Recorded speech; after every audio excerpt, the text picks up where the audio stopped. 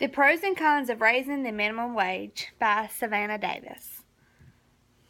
The introduction. Did you know the most recent update for federal minimum wage was in 2009 for $7.25? The war for minimum wage has been in effect for a couple of years now.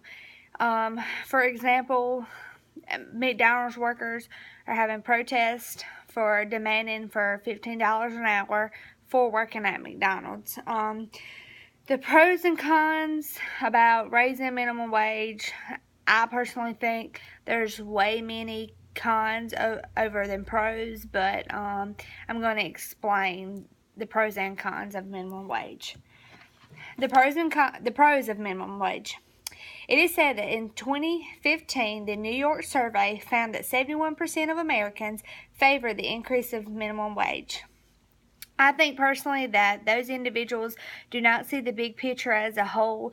They don't see the negative effect it would have on us as America. The government expense for social programs aimed at the poor would be potentially reduced. That's one of the positive factors of what could come out when raising the minimum wage.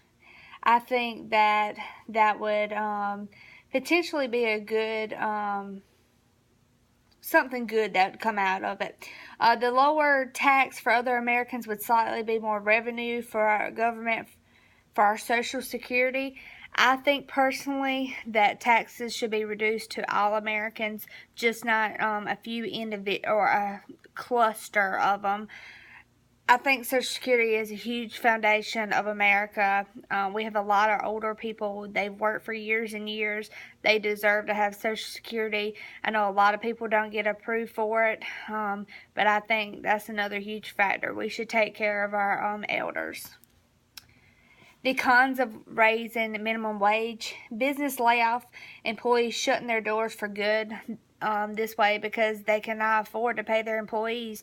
You know, they still have to pay for utilities. They still have to make sure they're making a profit.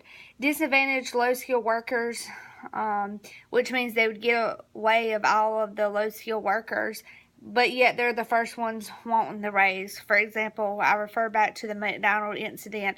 They're demanding for $15 an hour, and it wouldn't work. Businesses switching to technology for the use of robots to work instead of humans, cutting out pay. You know, they can't afford to pay $15 an hour neither. Dropout rates increase because of the raising of the wage. Students will drop out because they think they're going to make $15 an hour, but here is the coincidence of this: teenagers and young adults being shut out of the workforce, little to none skill set, which means they'll be dropped out of school and they won't have a job. I think it's great for other states to raise their minimum wage because of the living standards. For example, it's not the same in New York as it is in Ellerby, North Carolina. Our rent's $500 a month. Theirs is $1,200 for one bedroom, one bath. There's a big difference there. Did you know that minimum wage has been in effect since 1938?